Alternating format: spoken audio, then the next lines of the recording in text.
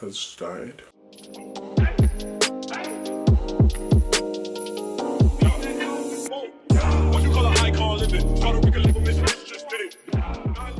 Hey guys, what's poppin'? We're back with me better with Gucci or whatever. It's your boy Ehis and I'm back again with another video. Happy whatever day of the week it is. And everyone's doing their back to school content and it just makes sense, you know, to hop on that train. So I've asked you guys on Instagram. So if you don't follow me on Instagram, you missed your shot at, you know, submitting questions. So this is my Instagram, follow me and, you know, do all of that and then we move on from there. Alright, cool, thank you.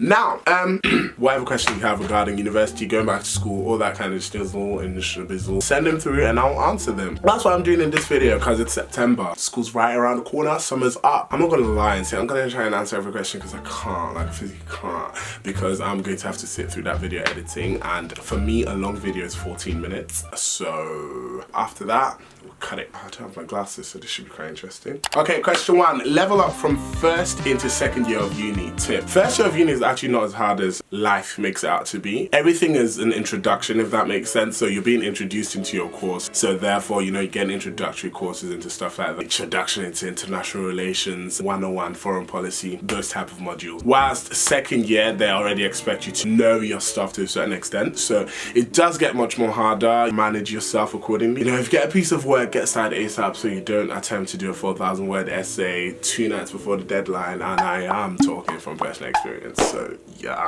Second year, it's character building, intellectual development, and also a very big test on you. Advice for people going into first year. Lower your expectations of uni, because a lot of times we expect something that's, you know, out of the frame up here, but uni is really just like down here. But with first year, pick your friends wisely. When you're going through that season of loneliness, you kind of run into any friendship or any type of companionship. Be vigilant, stay on top of your work. A lot of times, you know, you get carried away in that, you know, university bubble, university lifestyle, fun. I don't live with my parents anymore, I can do what I want to do. Then life hits you, especially, you know, when midterms come up or, you know, finals come up. Besides that, enjoy every moment of it. Make the most of your first year, which is something I regret because I just spend a lot of times in bed watching Netflix. That is my love language. So, you know, go out, spend time with friends, enjoy yourself, and, you know, make memories and uni and stuff. And it's the perfect time to do whatever you've kind of wanted to do. So if you wanted to start YouTube, first year is a good time to do so. If you wanted to, you know, set up a business, an NGO or a charity, you know, want to get work experience and kind of like put your foot into your sector, first year is a great time to do so. How do you balance building a social life, school, and hobbies? I'm going to get something to show you what I'm on about.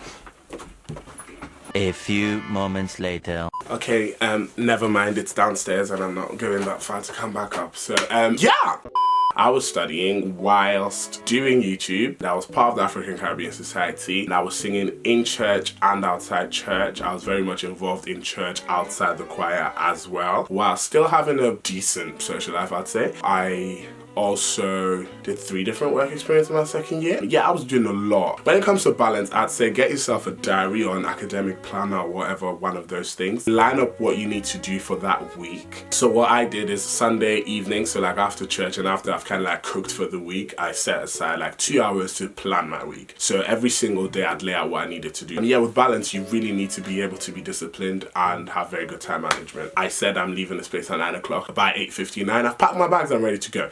Also, scheduling your travel time. That's one thing in first year I didn't do that I noticed in second year worked better. A lot of times you can be like, okay, cool, I'm going to be at this place for an hour. But then if it takes you 35 minutes to get there, you're really just at the place for 25 minutes. And it takes you 35 minutes to leave, so you might as well just not go. How do you effectively revise for your GCSEs? Now, find fun way to studies in terms of, you know, mind maps. I took really pretty notes, I can't lie. That helped me because I enjoyed looking at my work because it wasn't a hot mess. So I studied better and I got good GCSEs. What helped us as well, studying like groups that are disciplined. Like I had a very good study group during my GCSEs where, you know, we'd go to the library together and then kind of like just ram through the work, so teach each other. So what I was good at, for example, in biology, I'd teach the gang whilst my weaknesses, oh god, photosynthesis and plant reproduction. Advice for starting A-levels. 1, pick A-levels you enjoy. Do not suffer. I did biology for 2 weeks of my life and I just wasted 2 weeks. It's, you know, alright if your parents are saying, oh, do biology, do physics, do math. You know you're not good at math, you're not going to be good at physics. Pick A-levels you'll enjoy. 2, pick A-levels that would kind of hone your interest around your degree. So if you want to do, I don't know, sociology, then maybe at A-level think of doing sociology, then maybe politics, where you can look at society from a political perspective. Also, let your A-levels themselves link. So a lot of my knowledge from my A-level history cross over into politics quite well. Well, you don't have self-plagiarism at sixth form, so you can really and truly use the same information. So like in politics, I'd still, you know, bring in my historical factors because I've studied for that. And you kind of always then staying on top of your content. Also, don't kill yourself with A-levels, because a lot of times, because of the UCAS, uni, a lot of us are very ready to put our lives down the line to get an admission from a specific uni. It's actually never that deep. If you don't get in, life actually goes on. It's not like you'll never study in your life. How can you make sure not going clubbing affects you making friends? It's actually not, you know, the downfall of the earth. My freshers week, I didn't go anywhere, based on the fact that, 1, I had older friends, so I've been doing all that before I actually got to uni. So when I got to uni, I was just tired and I was very much ready to start lectures. If you're someone that necessarily doesn't enjoy clubbing, there's so many daytime activities university offers during freshers week. I'm very London specific with my experience because that's obviously all I've experienced.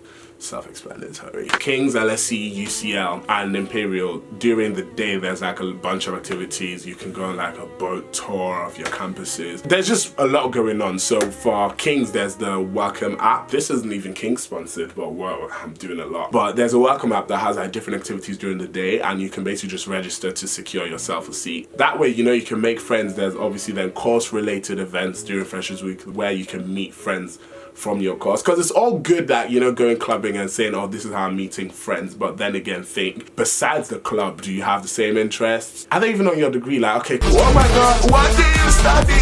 Pharmacology. Oh, I did history. Where do you then go from there? Societies are a big way to like make friends, and that doesn't have to be clubbing related. It's not everyday club, you know. Sometimes buckle up and face your book.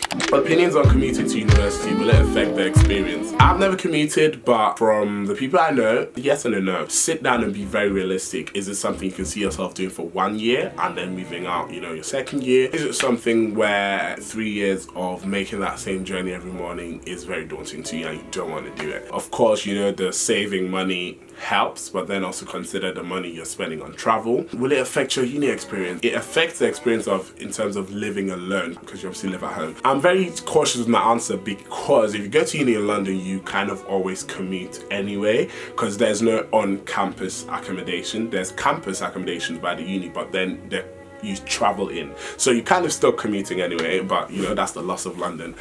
So I think, yes, it has an effect, but at the same time, you can still gain very valuable university experiences whilst living at home. How do you get back into the swing of things academically coming back from summer break? That is a very good question, and I don't know if I have a very good answer. Take out 3 weeks, 4 weeks, 6 weeks of summer, or God knows how long we have. You realize you're getting a bit dumber. What I normally do is 3 weeks before semester starts again, I kind of start going over my reading list. So after my first year, my reading list was released, I think a month before the semester started again. They were a bit too quick on that one. Just go over that content and you're kind of like, if I have maybe like 12 books to read for the whole year as an English literature student, or anyone sitting in a literature module, start reading those books in advance, start picking out common themes, start making light notes. Nothing too ham, like, you know, 7-hour study with me. Right now, my timetable is still being held hostage. My reading list is still being held hostage. I can't do anything, but you know, we move.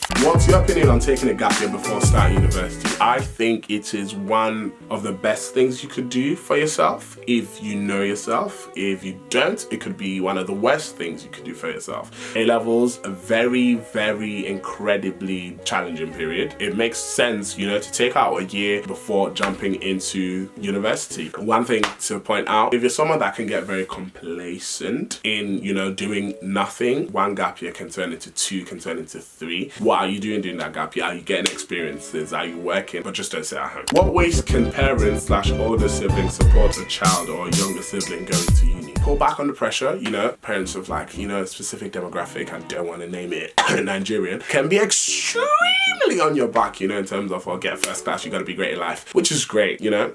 Thanks for the reminder. I know, and I tell myself that. One thing, frequent phone calls. University can be a very isolating bubble, so one thing that would really help is that constant communication, be it with your older brother or cousin or with your parents. I'd say frequent communication and kind of like just checking on the mental and emotional well-being rather than the academic one. But when it comes to like the emotional and mental well-being, a lot of unis could do better. A lot of campus facilities could be better. So therefore I think that's where family should step in. So like having a conversation, or how are you doing, and hearing a response, oh, I'm okay. Dig deeper, you know. And I think that's the best way to support. And also parents and siblings, you know, you can support financially too. We're finna hold that against you. That's it for this video. I hope it's not too long. Right now it says 27 minutes on my camera, but we finna cut that down. If you have any other questions, feel free to follow me on Instagram, DM me, add me on Snapchat, talk to me on there, or, you know, Twitter. I hope you liked it. If you didn't, then you, this is awkward because you've gotten to the end. But anyway, enjoy the year. Well, this academic year should be a great one for everyone. New ventures, you might be going into your final year, you might be going into your second, first, you might be starting sixth form. Whatever stage you're at, make it count. Work hard, treat yourself once in a while, because a lot of times, you know, we know how to work hard, but not reward ourselves. Yeah, reward yourself. Sometimes, you know, take yourself for lunch, have a nice meal, just chill, put your phone away, enjoy the moment, and then go back into the busyness that's known as education. Yeah, let's come together when results come out and all have a good one. Have a good celebration, get yourself a glass of champagne. The cool kid of the week for this video is this tweet that I got mentioned in, which I thought was absolutely hilarious. See you later, alligator. I'm still in a beta. Oh wow, so wavy. Freestyle.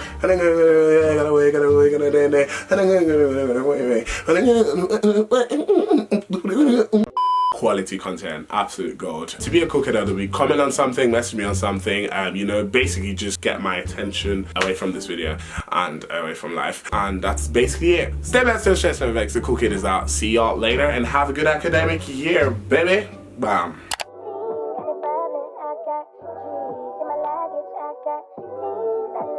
Hope you care what you said, fuck if you said.